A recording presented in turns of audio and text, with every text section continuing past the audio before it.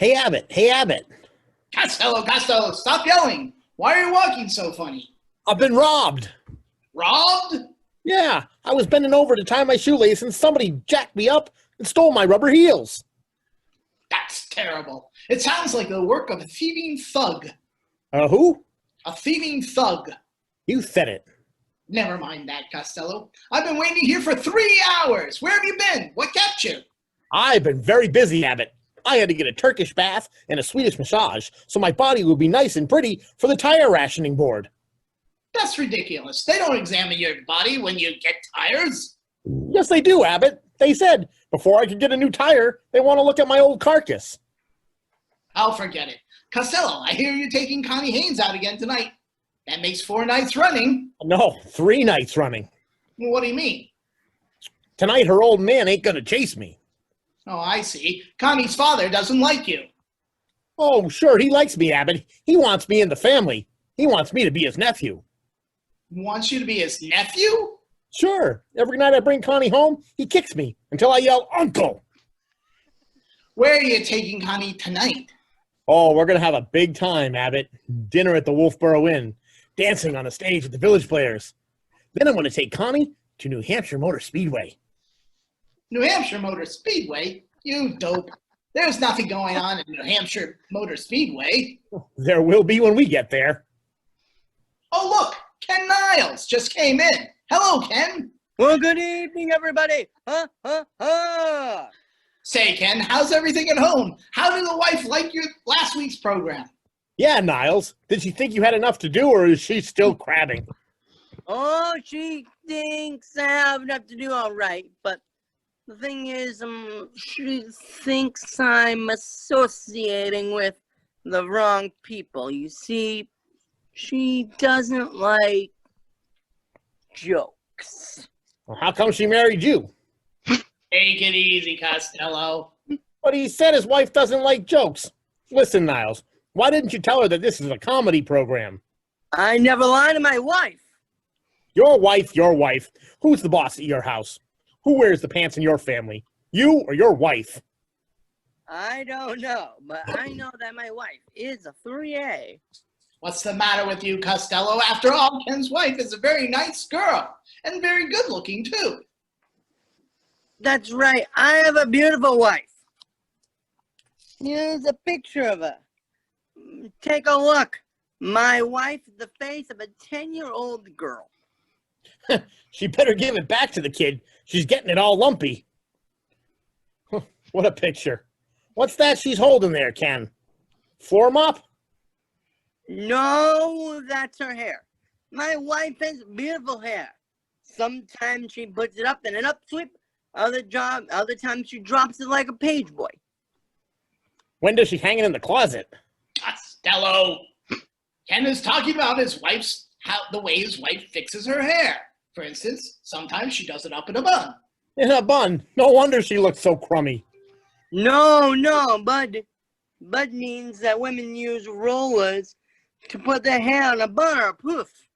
As a matter of fact, my mother for several years had a rat in her hair.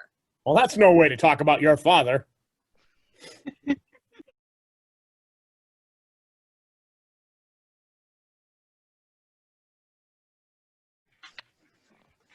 Hi there. It's nice to see you again. So you wanted to hear about my friends, Catherine and Minnie. Well, when Catherine and Minnie met, they were like yin and yang to each other.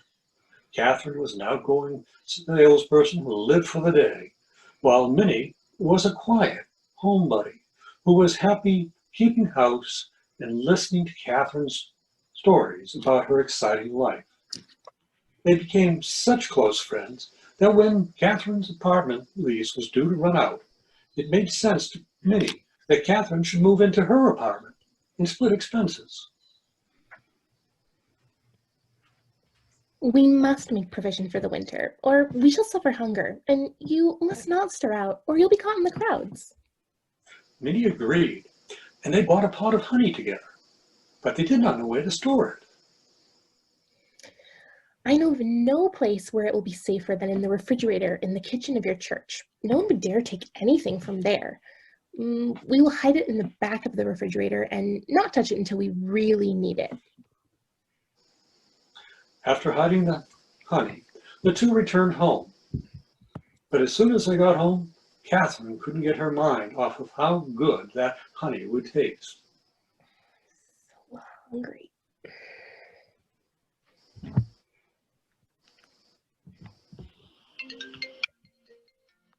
Listen to me, my dear. I've been asked by my cousin to stand godparent to a little son she's brought into the world. He's the most darling little boy, and they want to have the christening today, so let me go to it, and you stay home and keep house. Oh yes, certainly. Pray go.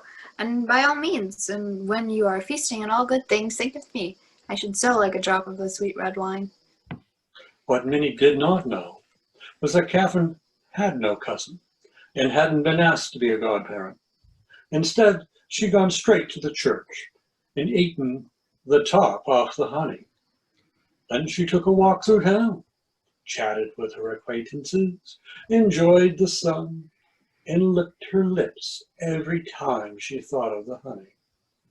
She did not phone home until it was evening.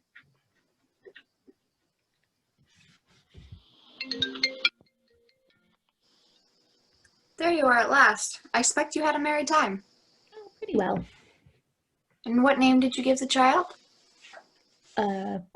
Top off.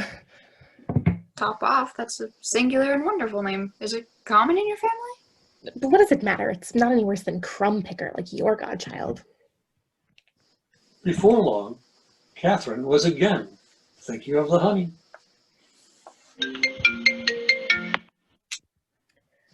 Again, I must ask you to do me a favor and keep house alone for the day. I've been asked for a second time to stand godparent, and as the little one has a head full of dark curls, I cannot well refuse.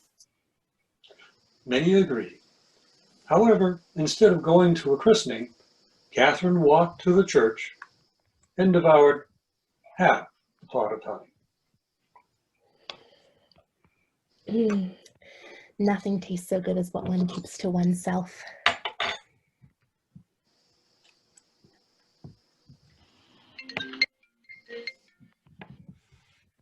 How did everything go? What name has been given to the child? Half gone. Half gone? I've never heard of such a name in my life. I bet it's not to be found in the calendar. Soon after the second christening, Catherine's mouth again began to water for the honey.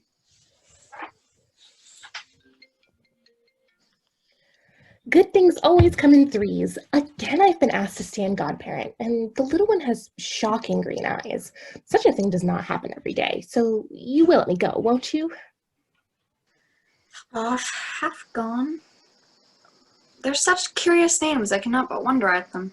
That's because you're always sitting at home in your little gray frock, never seeing the world and fancying all sorts of things. So Minnie cleaned up the house and set it all in order. Meanwhile, Catherine went to the church and ate the last of the honey. Now that it's finished, one's mind will be at ease. After, she called home in the evening, quite full and comfortable. What name has been given to the third child? It won't please you any better than the others. It's called All Gone. All gone? What an unheard of name. I've never met anything like it. All gone? Whatever could it mean? After that, Catherine was not again asked to be godparent. When Catherine lost her job and they had nothing to eat in their apartment, Minnie remembered a pot of honey sitting safely in the refrigerator of her church. Come, Catherine, we'll fetch our pot of honey. How good it will taste, to be sure. Of course it will. Just as good as if you'd stick your tongue out a window. So they went to the church. And when Minnie opened its fridge, she looked in the pot and saw it was empty. Oh, now I know what it all meant. Now I see what sort of partner you've been. Instead of staining Godmother, you have devoured it all up. First top off, then half gone, then You hold your tongue. Another word and I'll devour you too. all gone.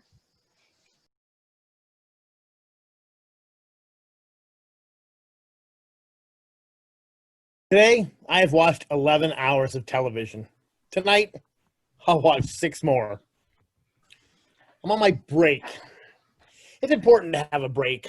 A quick half an hour before the last of the game shows and start of prime time. I don't watch the news. Too depressing. So 6 o'clock is my break time. A quick snack and a stretch, and then it's back to the action. I prefer frozen foods, TV dinners, or lunches as the case may be. Less interruptions. During one commercial break, I take it out of the freezer and put it in the oven. Set the timer, then I come back a couple commercial breaks later and whammo. Instant satisfaction. No washing up either. I'm a television man. That's my job. I even write it on official documents. Last week, I was sent a survey of some kind, and where it said occupation, I filled in television man. Notice, not television repairman, but television man. I'm a watcher, not a fixer. Been that way since I did me back at the factory. On Compo, you know. Guy at Human Resources said, find yourself a hobby. Can't just sit around doing nothing all day. Develop a passion. So I did. I watch. I watch with a passion. People look at you strangely when you tell them what you do, so mostly I don't tell them. Except for that forum. I didn't have to tell them, did I? Not face to face. Just had to write it down. So I did. It's a full-time job, watching. 17 hours a day. Tell me someone else who works 17 hours a day, 7 days a week, 120 hours a week. I'm in my chair, control in hand, watching. Only time I'm not watching is when I'm in bed or when I'm in the bathroom. Although I do try to restrict that to commercial breaks. Got it well timed, as a matter of fact. Number 1's breeze. Number 2 is a bit tricky at times. So I'm training to speed up, gradually. I used to eat 3 meals a day in front of the television, but now I've decided to leave my post for dinner. You do need a break, sad to say, but you do. Nothing good on anyways. News, doom and gloom in your living room. Not for me, thank you very much. I'll grab my chance, take a break, and stock up on some sustenance, 6 to 6:30 p.m. Snack and stretch. That's my schedule, and I'm sticking to it. There was one day I wasn't able to stick to the schedule. A most difficult day. A most difficult day indeed. The day of the flash. The television blew up. I tell no lie. Right in the middle of Grey's Anatomy, it was that bloody light in the sky. Sent a power surge through the whole grid. Blew my television up right in front of my eyes. Still, I'm not complaining. An exploding television is almost as good as Grey's Anatomy. But that night, I was complaining. I was hollering long and loud. A catastrophe. Absolute disaster. Quick as a flash, I was on the phone. 288-1000. 288-1000. I remember the number from the ad. Heard it often enough. 288-1000. Whacked a 212 on the front and got straight through. But it was 9 o'clock at night. Would anybody be there? And more to the point, would they be able to help me in this time of dire emergency? A nice lady answered. Sounded young. Need new TV. Quick. Don't care what brand. Missing Grey's Anatomy. Gave her the address. Half an hour later, and a dark half an hour it was at that, but 30 minutes on the knocker, hey presto, young fella, blue uniform, Latino, greasy hair, in his hands, what a glorious sight, holy majesty, a brand new magic box. Glistening, shining, and chanting, calling out to me, television man, begging to be plugged in, longing to emit rays. I grabbed it and turned it on. The power was back on by then. It didn't even need tuning. We do that at the shop, he says, all official-like. As if I care. It's on now. Piss off. What a champion set. And the picture. What a glorious sight. Overflowing greens and awe-inspiring pinks. Just like the ad said. Grey's Anatomy was still on, just in time to see Meredith save the life of a desperate heroin addict. Don't know why she bothered. Still, that's Meredith. See you next week, Dr. Gray. Next commercial break, young fella's sneaking out with the old set. Give her a nice funeral, buddy. She deserves it. Been through a lot, me and the old Sanyo. Last look at the old trusty. Quick goodbye. And then back to the new set before CSI New York had even kicked off. Whole transaction took 5 minutes. What a glorious world we live in. The convenience of modern living. I guess it's true what they say. If you've got money, you can get anything in this city. A week later, they even sent me a check, $75. Trade-in. Bonus. Yeah, that was the night. The night Television 1 bit the dust. The coming of Television 2. Not a problem with it. Beautiful one day, perfect the next. The new magic box. Where would you be without it? Now, people tell me about DVDs, but I think why bother watching it later when you can watch it as it happens, live?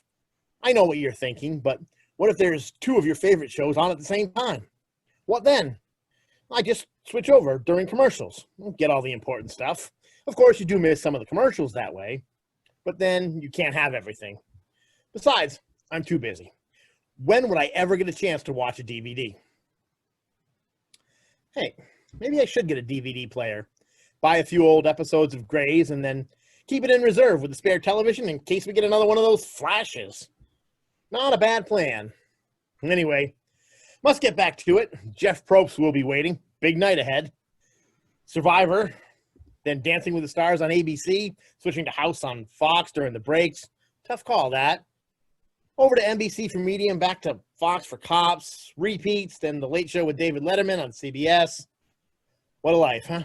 What a life. Well, you know what they say. Man's work is never done. Today, I have watched 11 hours of television. Tonight, I'll watch 7 more. Shh, starting.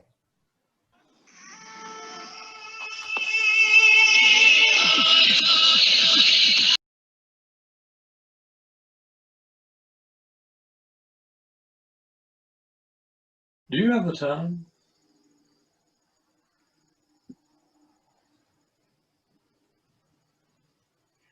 I believe you'll do better if you should unmute. You'll have to do better than that. Sorry? That is the oldest line in the book. If you're going to pick me up, you'll need to have something a little more fresh. Try again. What? Try again. Grab my attention, and who knows where it may lead. Right. Do I know you? Bad start. Is it always this crowded? Ugh, worse. Do you come here often? Definitely not. You need a different tact. Are you alone? Better. I find you very attractive. Good. The honest approach. You're getting warmer. Can I buy you a drink? Always short of work, but not tonight. You have beautiful eyes. Too wimpy. Excuse me. I think I made love to your sister, Scarlett. It was fantastic.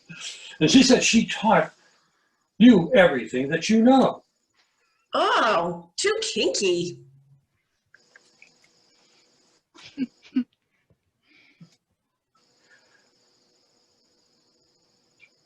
Didn't I meet you at that dance party? I had my head shaved and you had your knickers down around your... Oh, you were getting so close. I'm 12. You'll be thinking 12 centimeters. We're talking 12 inches. So what? How long have you been modeling? Boring. You know you want it. No, I don't. I suppose screws out of the question? Oh, sleazy. I just bought a Porsche, right? And I was wondering if you'd like to spin for a come with me. I mean, come for a spin. Ugh, very sleazy. Do you believe in love at first sight? Or do you need me to walk by you again?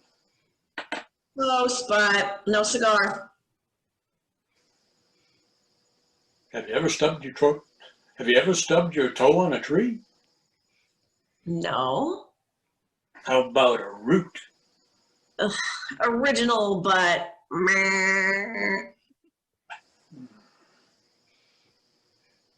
So how's about it? The Bronx method. How sweet. Come on, time's running out. I don't, I know how you say in your country, but I think you and I could make beautiful music together. Oh, God, now he's really struggling. Quickly, you need something unique, something I haven't heard before, something that's going to intrigue me, arouse me, delight me, something that's going to make me throw myself into your arms. 3 more chances. Ready, set, go. I can't think. Marks off for stalling. Look, I'm usually gay, but for you, I'll make an exception. Strike 1. Clock's ticking. I love you. No way, Jose. Strike 2. This is it. Your last throw of the dice. Time to pull out the big guns. I can't live without you. Please. You know what your problem is? What? Absolutely nothing. Now you're talking.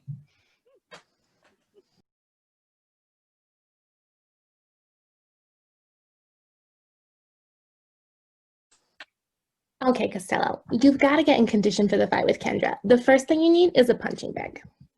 Okay? Where's that Ruby? I said a punching bag. Oh, I thought you said punchy. Oh, you don't know a thing about exercising. What do you do in the morning? Well, first, I get out of bed. Then what? Ain't that pretty good for a start? No. Oh my God, I'm sorry. No, it isn't. What else do you do? Okay, well then, I reach to the floor, and I lift one leg, and then I lift the other leg, and then I pull. Is that a new exercise? No, that's the way I get my pants on. Talk sense. What do you do next in the morning? I put on my 3 socks. You mean you wear 3 socks? Yeah, from all the exercising, I've grown another foot.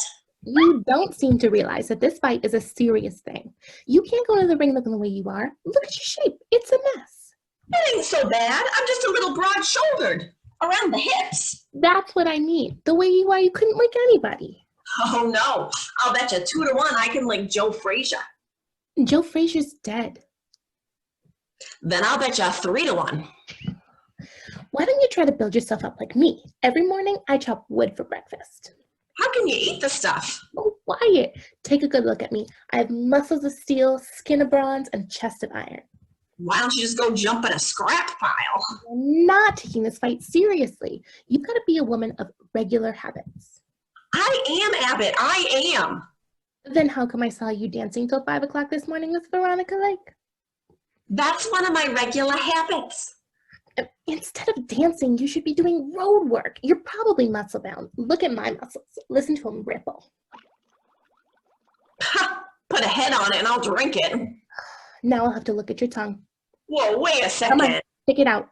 Stick out your tongue. Further, further, further. That's enough. Now roll it back. Hey, who would tie that knot in it? Costello, will you get down to business? Now throw out your chest. Throw it out. What, but I'm not through with it yet. Will you stick out your chest? Like this? Right, now pull in your stomach. Well, I can't. Why not? Well, because they kind of go together. Oh, come on, throw out your chest. Inhale. What? Throw out your chest. Inhale. Why can't I do it in here? What you really need is a special massage to loosen you up. Strip down to your shorts and get on this rubbing table. Okay.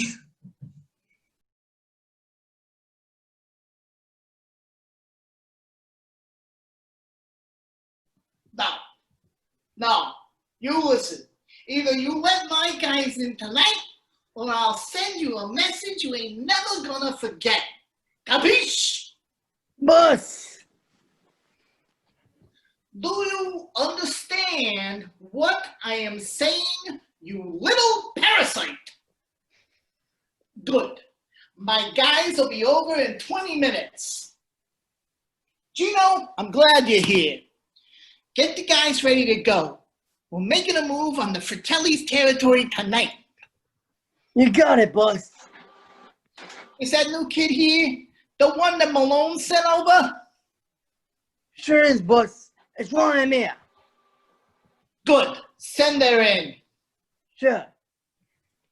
Lou, get my gear ready. You need anything else, boss?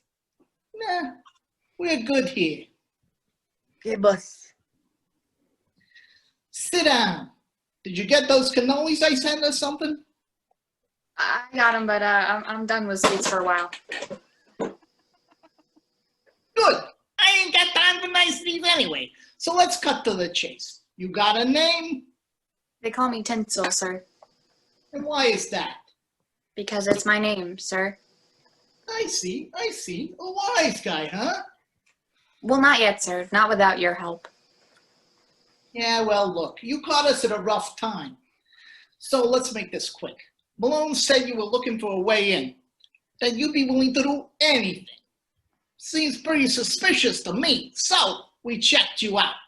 You got no background, you're from nowhere. All we know is that you came over the border in Detroit last week. You Canadian or something? No, I'm from farther north than that.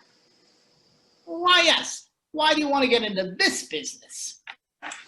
Well, sir, it all started about a decade ago when we were wrapping box sets of The Godfather. I got curious and popped one in to watch. It was amazing. I watched the next one and the next one, and well, that trilogy was the best 2 movies ever made. Yeah, and what? You want me to give you a life of excitement? I had a life of excitement. I want to be on the naughty list. Really? I want to break rules and stay up late. Look, I don't usually run in this kind of businesses, but if you're willing... I want to know what it's like to be I want to know what it feels like to be a maid man. I want to know what it feels like to whack some poor sucker who crossed the boss. I want to leave the gun and take the cannoli. Oh, well, listen, this is great and all, and you seem like a nice kid, but what do you offer that I can't get from some log off the street? You ain't exactly Jim Gold's Gym over here. You have no history in the rackets, and why you? Because I have what you need. Really? And what is that? I can get into any house on the planet. What are you, some kind of master cat burglar or something? Something like that, except we usually don't take anything more than cookies and milk. Sometimes carrots if the house is owned by a Pinterest mom. We usually leave things. What, like planting evidence? Something like that. Yeah, I see how that could be useful. How many houses have you hit in a night? Unfortunately, not many, sir. Only about half of what our yearly goal is. Give me a number. 2.6, sir. 2.5 houses. Not bad. How do you break into half a house? Oh no, I could see where you get confused. 2.6 billion, sir. Come again? 2.6 billion houses. 2.6 billion houses Yes. in one night. Of course we do it. Of course it's in one night. Do you know the duty we'd be in if we didn't do it in one night?